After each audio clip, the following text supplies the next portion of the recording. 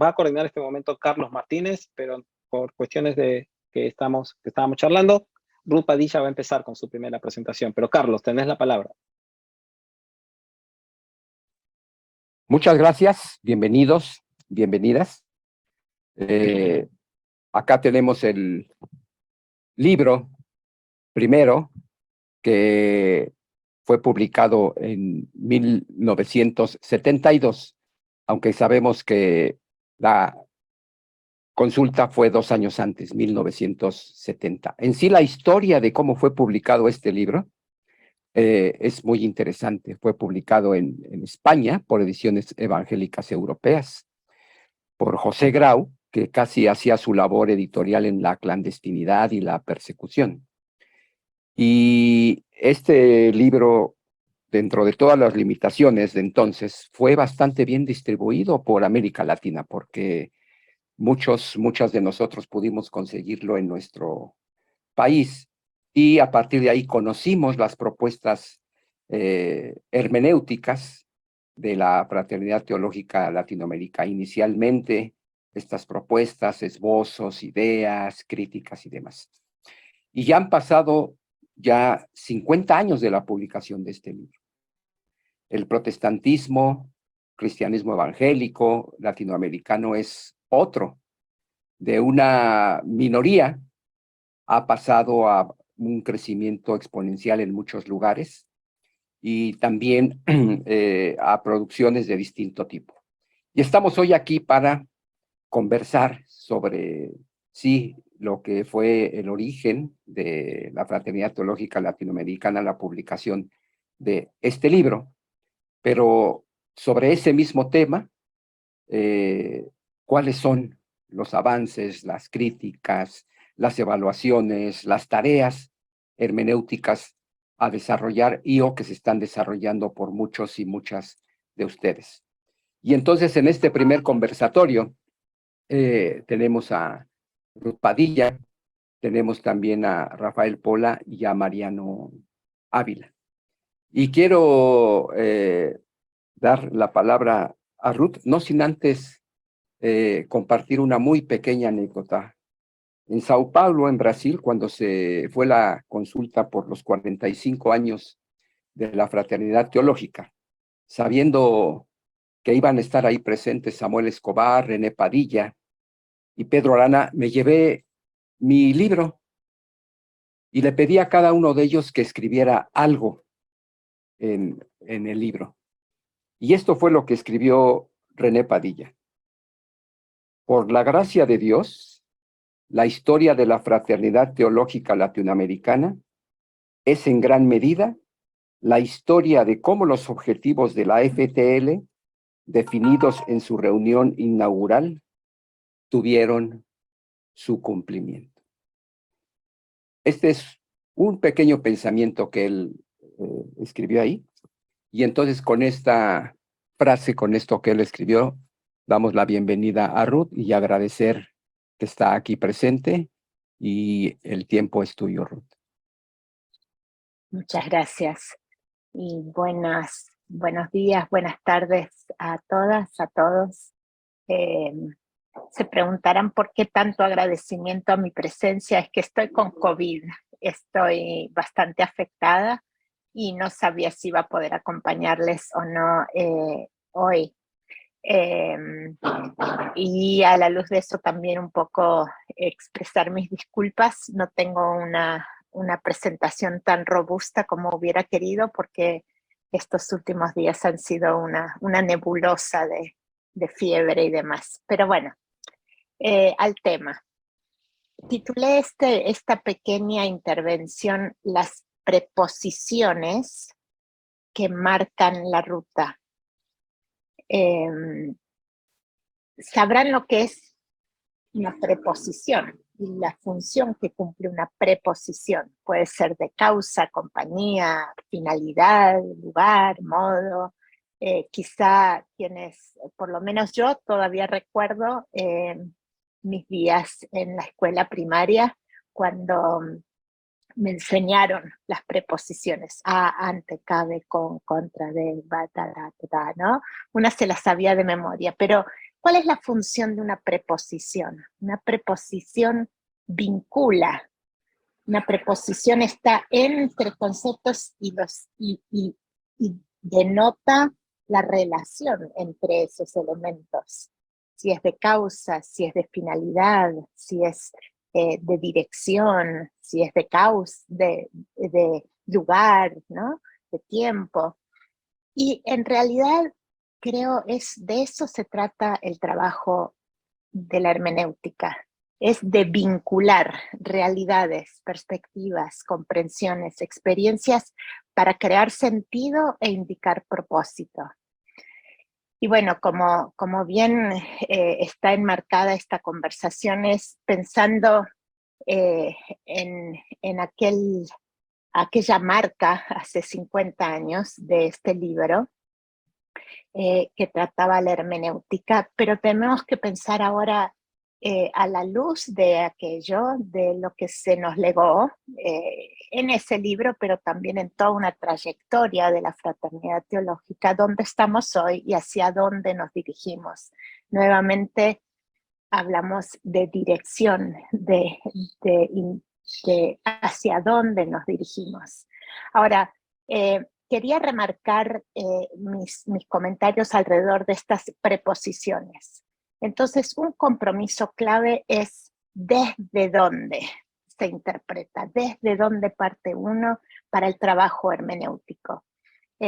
Lo que fue significativo en aquel momento y sigue siendo urgente hoy es reconocer que no hay neutralidad en el desde. No estamos en un lugar indefinido, estamos en un lugar muy particular. En este caso el intento de los pioneros fue hacer teología, hacer la hermenéutica, la interpretación desde América Latina, con todas sus aristas, con sus bondades y sus complicaciones. Y recordarán entonces cómo Escobar denunció en aquel tiempo, y fue algo que compartieron sus compañeros, denunció el ropaje anglosajón. Eso hace 50 años, y esa fue la frase, el ropaje anglosajón de la teología que era importada desde otros lugares. Y entonces era necesario este trabajo desde América Latina. Y podemos ver la candencia de eso aún en su reciente libro, En busca de Cristo en América Latina, todavía desde América Latina. Esfuerzos recientes como esta pequeña publicación de la cual algunos de ustedes participaron, que fue una publicación que salió hace creo 2 años o el año pasado, Buenas Nuevas desde América Latina. El reconocimiento de que estamos inmersos en un contexto, que necesitamos leer ese contexto para desde ese contexto establecer los vínculos con la narrativa bíblica, la narrativa de las vidas, para una vivencia integral del Evangelio. Esa es uno de los lemas de CETI, la Comunidad de Estudios Teológicos Interdisciplinarios de la cual formo parte, es hacer teología desde la vida y para la vida. Entonces, un primer punto es esta preposición desde donde hacemos la interpretación, reconocer la no neutralidad, nombrarla, apreciarla, valorarla y caminar desde ahí. Otro es preposiciones como en, para y con. Y estas indican un proceso hermenéutico. La hermenéutica no la hacemos en una torre de marfil aislados de la realidad, sino en comunidad, conjuntamente, como cuerpo, donde aprendemos de los desafíos y las preguntas del compañero, de la compañera, para entonces seguir forjando nuestra propia interpretación comunitariamente, y es para la comunidad, no es simplemente un esfuerzo que intenta comprender, sino que se dirige hacia, y ahora vamos a otra preposición, hacia un destino. Vamos a eso en un momento. Pero es en comunidad, para comunidad y con con quiénes, no exclusivamente con eruditos de los diversos campos, aunque cada uno de ellos y ellas pueden aportar, pero con las personas, particularmente con quienes nuestro medio menos favorece. Ahí es donde aprendemos también a leer la Biblia desde abajo, a leer la realidad desde abajo, y para que se establezcan los vínculos entre la narrativa bíblica y la narrativa de la vida. Entonces, proceso en comunidad, para comunidad, con las personas desfavorecidas. Y la próxima preposición es hacia. ¿Hacia dónde? ¿Hacia dónde nos dirigimos? ¿Cuál es nuestro destino? Demasiado trabajo teológico, interpretativo, hermenéutico se hace en una burbuja que sirve para simplemente seguir repitiendo entre un grupito pequeño para que el otro reproduzca y siga ese círculo cerrado. Más bien aquí estamos procurando, así como lo hicieron los pioneros, que este trabajo hermenéutico condujera a un seguimiento fiel de Jesús, a una vivencia integral del Evangelio, a vivir contracorriente en términos palpables, en términos económicos, ecológicos, en todo sentido, vivir el Evangelio, un camino de obediencia. Entonces la interpretación tiene un propósito, tiene un destino, y es ese seguimiento fiel. Entonces el mismo llamado que hubo hace 50 años, de regresar a la palabra, de reconocer su pertinencia, de hacerlo en sumisión al Espíritu Santo y al Señor que reina a través de ella. El mismo cuestionamiento a las tradiciones eclesiásticas que posiblemente no están permitiendo que la palabra cale hondo, no solo en la mente, pero en el corazón y en la vivencia concreta. El obedecer las demandas de anunciar un reinado de Dios que relativiza toda otra autoridad y de vivir como pueblo alternativo. Estos dos son elementos que constaron en la declaración, que está al final de ese mismo libro que nos mostró Carlos, pero que siguen siendo extremadamente pertinentes y necesarias hoy. La interpretación de la palabra a partir de nuestro contexto, en comunidad y con el propósito de la obediencia. Hasta ahí mi intervención. Aquí anticipo, realmente me siento pequeñita al lado del gran maestro Mariano Ávila, que ha trabajado en este tema por tanto tiempo y sacado su tesis y demás. Entonces, gracias a todos y todas. Muchas gracias, Ruth, por el esfuerzo. Gracias por este estímulo inicial, por los comentarios, las afirmaciones, las propuestas que has lanzado.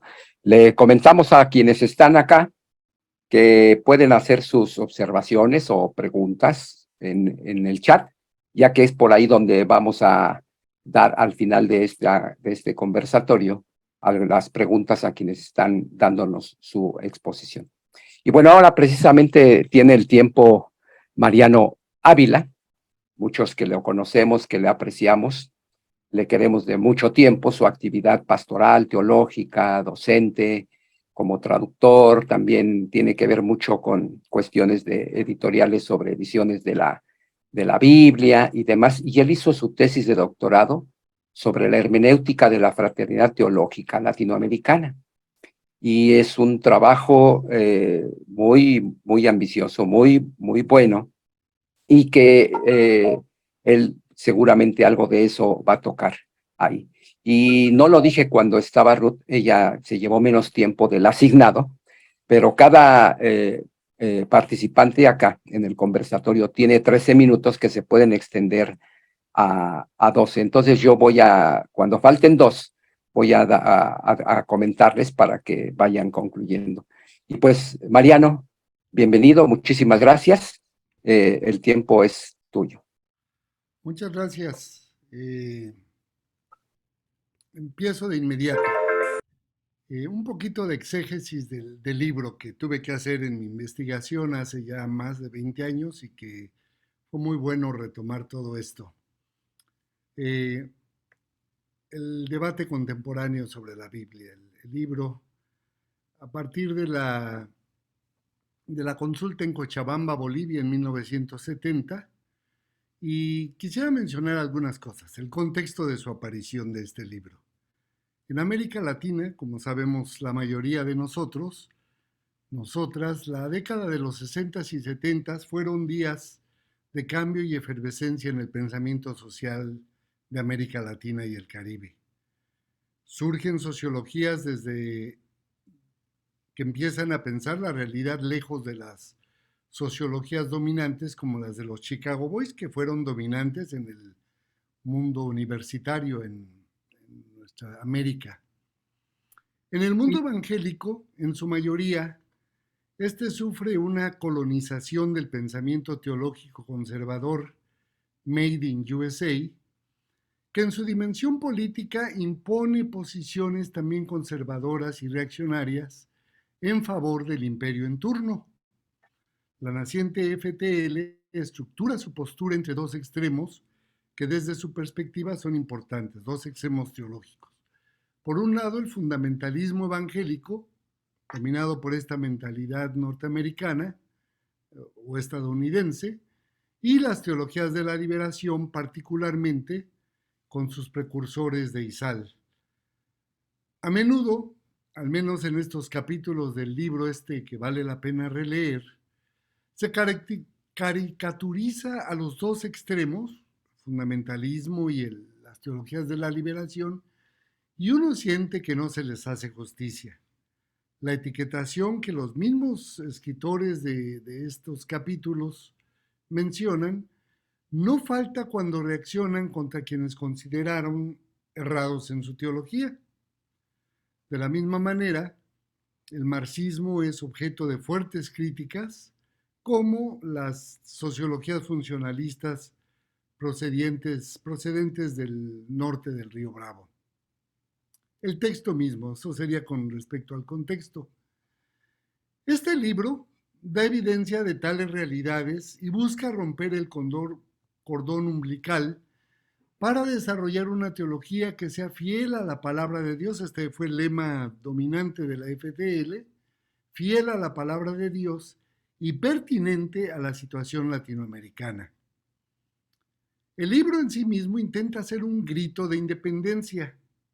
En un sentido, también el libro representa el credo de la naciente FTL, como lo confiesa Samuel Escobar en otro libro que, si uno quisiera adentrarse en ello, se debería leer junto a este. Es el libro de Hacia una teología evangélica latinoamericana, donde los fundadores de la FTL toman cada uno un capítulo y hablan de hacen una reinterpretación de todo lo que ha pasado en esa década y media cuando el libro se publicó. Bueno, otro elemento, los autores se definen como conservadores y es evidente que en su pensamiento teológico buscan identificarse como tales ante el mundo evangélico latinoamericano. De hecho, teológicamente se mantienen en esa línea.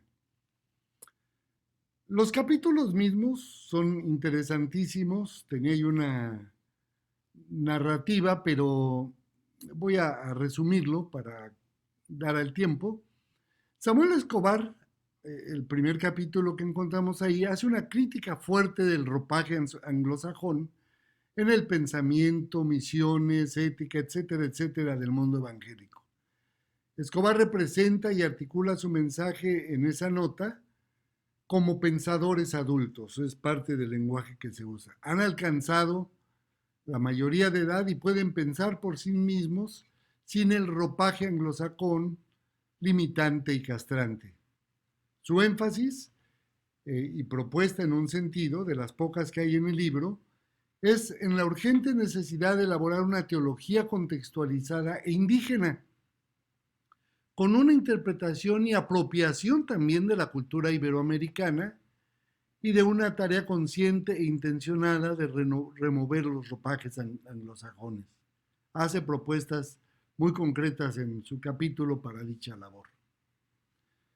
Pedro Arana toca el tema de la revelación de Dios, después vendrá el tema de la inspiración, la autoridad de la Biblia, todo esto en el contexto latinoamericano. Pedro Arana ofrece una fuerte dosis de teología reformada y un antimarxismo notable, particularmente en su crítica de Izal.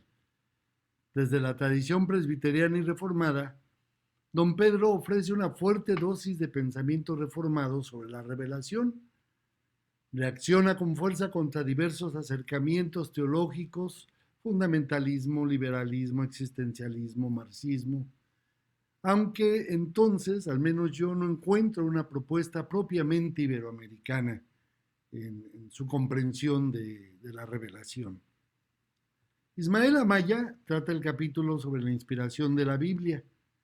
A mi juicio, perpetúa los estereotipos de grandes pensadores como Bullmann y Barth, claro, en una luz negativa, muy común en el mundo latinoamericano conservador evangélico. Y él propone una comprensión de la inspiración de la Biblia, sin decirlo con esas palabras, pero sí a partir del mundo evangélico anglosajón. Hace una crítica fuerte nuevamente contra el liberalismo, en la que él señala lo que consideraba deficiencias, errores, sin apreciar sus contribuciones y desafíos. Nuevamente, Bultmann y Barr reciben especial atención y resulta interesante que no hay referencia a biblistas y teólogos católicos o a pensadores latinoamericanos que ya entonces empezaban a hacer oír sus voces. René Padilla escribe sobre la autoridad de la Biblia.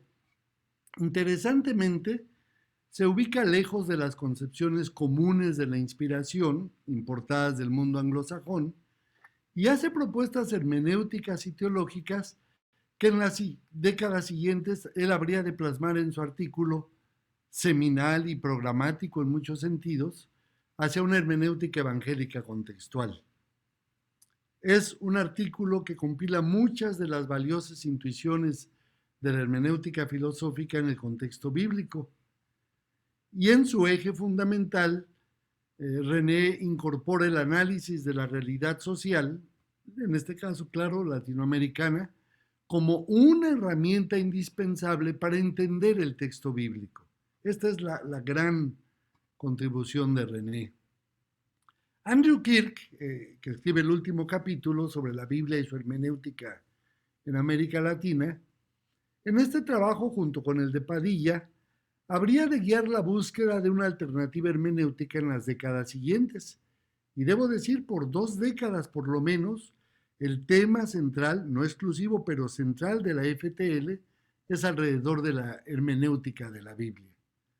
Andrew Kirk ofrece principios fundacionales, como él los llama, aunque al mismo tiempo caricaturiza a la gente que critica y la hace a un lado demasiado rápido. Pedro Savage, en el prólogo y luego en la introducción, otro que trabajó mucho con Escobar y Padilla, la búsqueda de un texto hermenéutico para América Latina. Bueno, Pedro Savage hace constar la dependencia evidente de los teólogos anglosajones en cada uno de los escritores, pero propone que ellos representan los primeros pasos, una imagen casi así de la infancia, los primeros pasos de un pensamiento latinoamericano que intenta oír la voz de Dios dentro del marco de referencia de la realidad ibero-latinoamericana, son sus palabras. Bueno, un rápido análisis del libro, de su carácter. Ya dijimos que es una declaración de independencia, particularmente del mundo evangélico, made in USA, y una búsqueda de identidad propia. Un libro, digamos, que se mueve entre 2 polos fundantes. Es un libro teológicamente conservador, pero al mismo tiempo socialmente consciente, aunque evita, a mi juicio, las consecuencias políticas de sus propuestas. Es una autodefinición en contraste con el fundamentalismo y las teologías de la liberación y una búsqueda que, como ya dije, llevó casi 2 décadas hacia una hermenéutica, hablando de preposiciones, Ruth, hablaban de hacia una hermenéutica evangélica latinoamericana. Todavía era una teología en el camino, como habría dicho Mackay. Legado de este extraordinario libro. El pensamiento iniciado entonces, a mi juicio, ha dejado un legado significativo y de influencia mundial. No es exageración. Esta reunión en Cochabamba muestra cómo se han desarrollado, y la nuestra ahora, las propuestas establecidas entonces. Somos muchos de nosotros deudores a ese pensamiento, ahí se puso las semillas, y por decir algo, hasta la última década en el mundo evangélico conservador, finalmente te ha empezado a hablar de la misión integral en esos términos, después de ya casi 40 años. No podemos negar el hecho de que las teologías de la liberación han dejado también una influencia permanente y dominante en el mundo académico de los gremios especializados.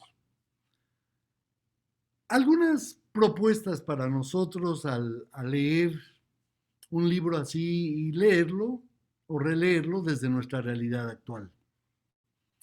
Si aquel libro era conservador, no necesariamente era ecuménico, y la FTL ha experimentado una apertura mucho más amplia que no se dio en las primeras décadas.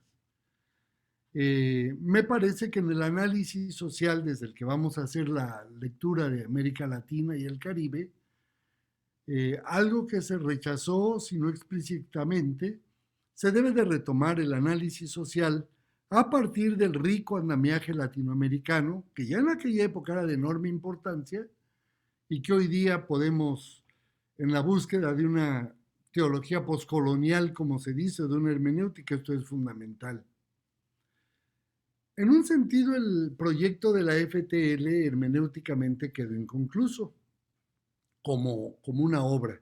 Sin embargo, hay ya modelos suficientes de miembros de la FTL continental que hacen teología en otros contextos. Y me parece que en ese sentido, una de las necesidades de la FTL es la búsqueda de herramientas y metodologías. 2 minutos, querido Mariano, 2 minutos. Sí. Tenemos que retomar la búsqueda de necesidad o la necesidad de herramientas y metodologías críticas que son acordes a la naturaleza de la Biblia.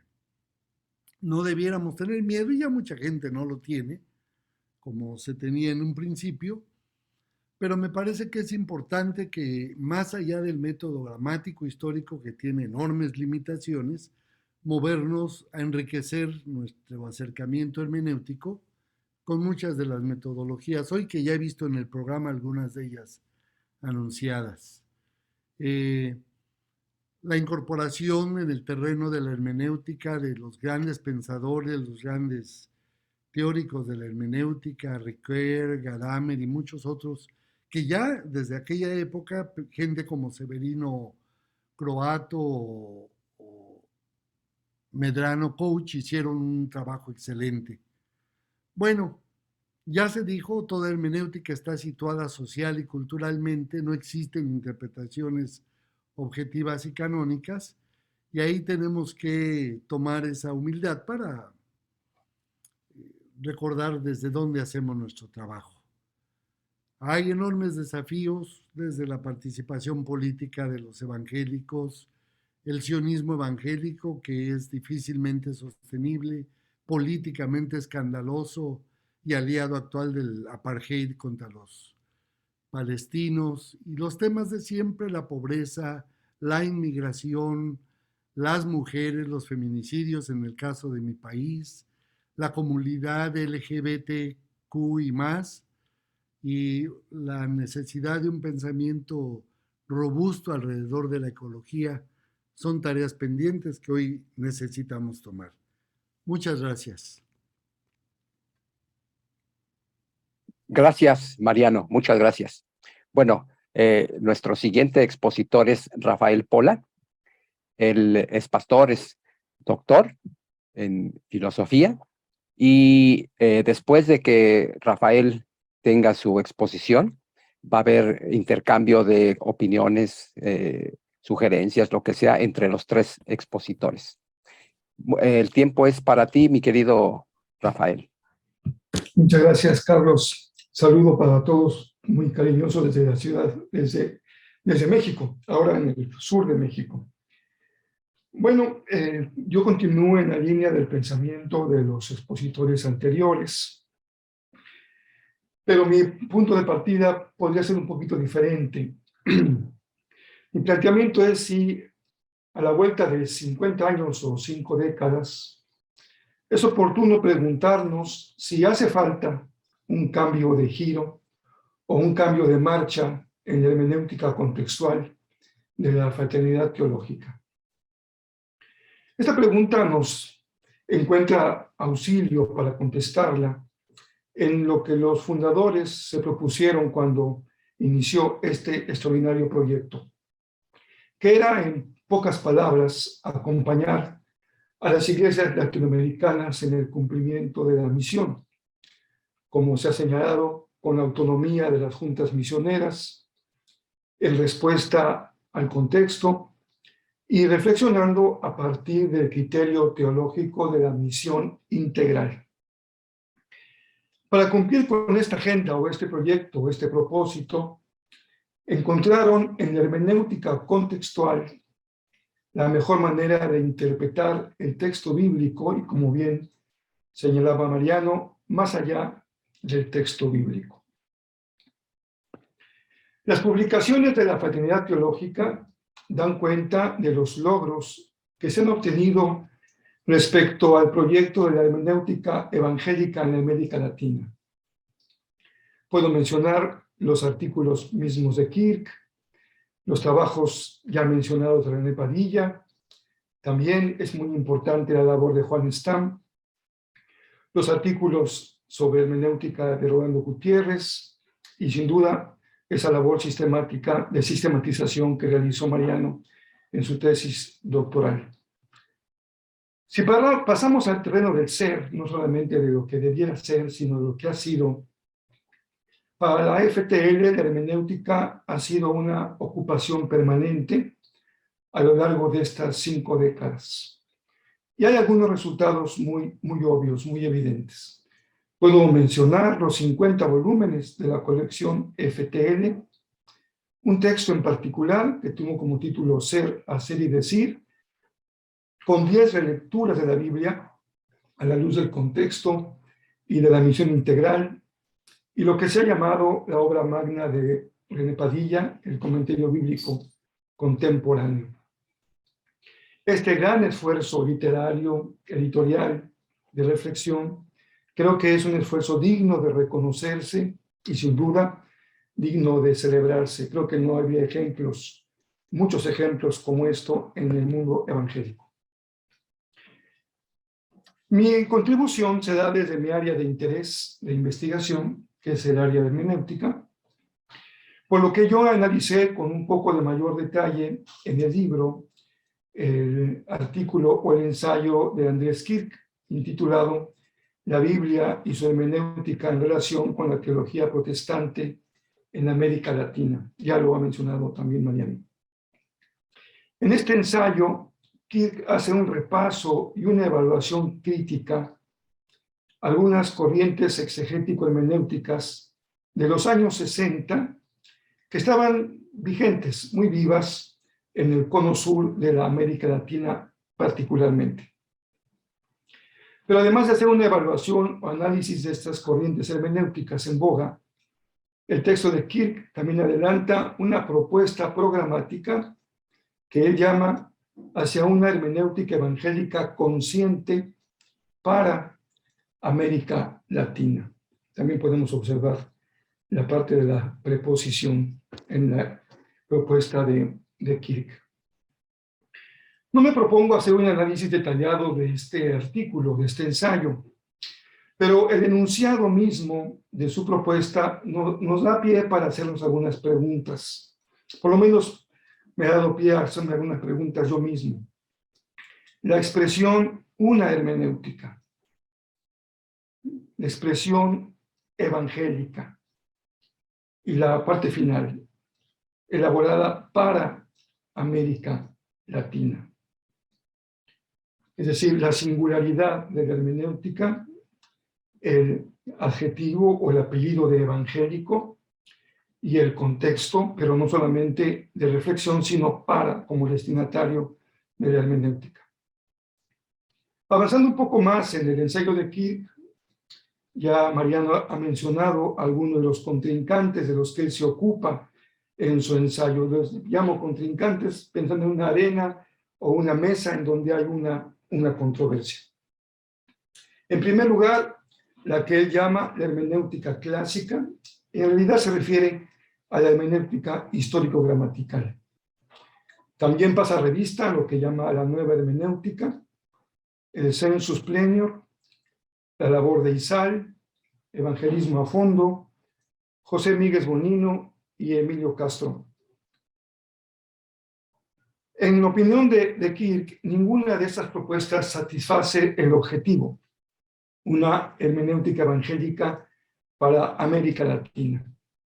Y si miramos hacia adelante, después de este ensayo, esa hermenéutica la encontraríamos reflejada en los trabajos de René Padilla, particularmente de Juan Stam y de Rolando Gutiérrez, entre otros autores. Me refiero fundamentalmente a los que publicaron algo en los boletines teológicos. En adelante, pretendo hacer algunos comentarios a partir de este ensayo de Kirk, pero situándome en este 2022, es decir, 50 años después, pero sin dejar de lado la pregunta inicial. Será un momento oportuno para hacer un cambio de marcha o un giro en la reflexión hermenéutica de la fraternidad teológica. El primer movimiento que me parece necesario es de carácter epistemológico. El segundo, le podría llamar de carácter teórico o de una hermenéutica material. Y el tercero sería en el campo de la práctica hermenéutica. A mí me ha preocupado de manera particular por mi tema de interés, por mi investigación doctoral. Primero es que es necesario que la hermenéutica tome conciencia de sí misma como parte de las llamadas ciencias humanas, ciencias del espíritu o ciencias sociales. Este aspecto de la investigación científica encontró su estatus como ciencia en rechazo a la imposición de la epistemología de lo que se llaman las ciencias naturales. Es decir, desde los grandes hermeneutas buscaban una alternativa distinta para validar el estatus de ciencia de lo que corresponde a la parte humana, subjetiva, irrepetible, y a diferencia de los fenómenos que pueden ser repetibles como son los fenómenos naturales, objeto de las ciencias naturales.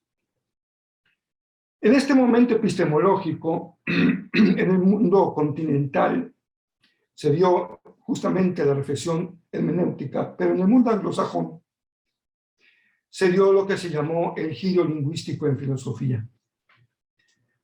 Tanto la filosofía continental como la anglosajona tuvieron como objeto de estudio, de reflexión, el lenguaje, si bien por caminos distintos.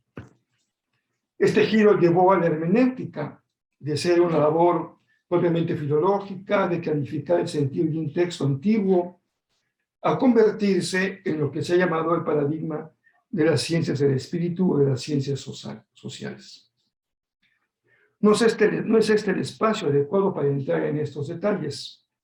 Pero aquí tenemos ya un punto interesante, y es que la reflexión teológica, no sé si de manera consciente o no, tomó el camino de la reflexión de la propuesta hermenéutica y no el camino del análisis lógico propio del discurso de la filosofía anglosajona. Creo que sería verificable incluso históricamente que había mucha más investigación en el campo analítico en Argentina, en Brasil, en Perú, en Chile, en México, sin duda, que en la reflexión hermenéutica. El segundo giro al que me he referido también pertenece al campo de la reflexión. Y en este caso es una pregunta acerca del tipo de interpretación que se propuso en la fraternidad teológica. Me explico, trato de explicarme. Es evidente que se estaba buscando un camino diferente al que se podía llamar la hermenéutica dominante en las teologías de corte fundamentalista. Pero también se buscaba un equilibrio, como ya señaló Mariano, a las que estaban en el extremo opuesto y que estaban representadas no solamente por Isedet y Miguel Bonino y Castro en menor medida, sino también por lo que Kirk llamó o se conoce como la nueva hermenéutica. La propuesta que está en el texto de Kirk es renovar la exégesis histórico-gramatical. Si bien en nuestro tiempo los complicantes que él menciona ya están fuera del ring, sus hermenéuticas de alguna manera siguen presentes en el debate. El tercer giro es el que pertenece al campo de la hermenéutica práctica, es decir, la manera en la que se lleva a cabo la interpretación de la Biblia. En nuestra pasada consulta teológica, Sabatiero y Tamayo se ocuparon de ese tercer aspecto, de cómo se interpreta la Biblia. Rafael, 2 minutos. Perfecto, evangélico. En este sentido, ¿cómo se encuentra el campo hermenéutico? 2 palabras podrían dar cuenta de la situación actual. Las tomo del libro Interpretación Bíblica, hoy editado por John Barton. En ese libro se menciona que hay una realidad que podemos llamar de confusión y de pluralidad. Se pasa revista rápidamente a algunas de las corrientes hermenéuticas en boga, como los métodos histórico-críticos, las lecturas literarias, el mundo social, el postestructuralismo, el historicismo, el posmodernismo, y bajo esa etiqueta podemos incluir la reformulación de la hermenéutica de la liberación, la deconstrucción, la hermenéutica colonial, etcétera, las lecturas políticas, la interpretación feminista, y estos son algunos de los nuevos contendientes, por eso los menciono a la luz de lo que publicó Kirk. Creo que vale la pena simplemente dejar asentado que el método histórico-gramatical, incluyendo los métodos histórico-críticos, no son propiamente propuestas hermenéuticas, pertenecen más al campo de la exégesis, aunque es común encontrarlos como referencia en los textos sobre hermenéutica. Por ello es que la observación me parece importante porque el postulado de Kirk se basa en el método histórico-gramatical como una propuesta hermenéutica.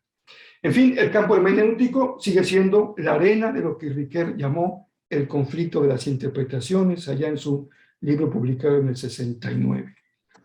Por último, menciono lo que para mí son los 3 campos en los que me parece que yo por lo menos debiera seguir reflexionando. Esta parte de la condición de la hermenéutica como episteme de las ciencias sociales y cómo afecta la labor de la reflexión teológica. En segundo, la hermenéutica como una teoría de la interpretación, tratando de determinar cuál es la manera correcta de interpretar un texto, un símbolo, una acción, un monumento. Recordemos el esfuerzo de la época romántica por entrar en la mente del autor, después la importancia suprema del texto, tanto en los acercamientos histórico-críticos como sintácticos, para finalmente llegar a lo que estamos hoy, y se encuentra también en la agenda de la fraternidad, las hermenéuticas del lector o las hermenéuticas posmodernas. Muy bien, tengo algunas cosas más, pero creo que para no pasarme del tiempo, debiera terminar diciendo simplemente lo siguiente. A 50 años de la publicación del libro El debate contemporáneo, es un buen pretexto para preguntarnos en qué medida se requiere un cambio de marcha, un cambio de giro en la propuesta hermenéutica de la fraternidad.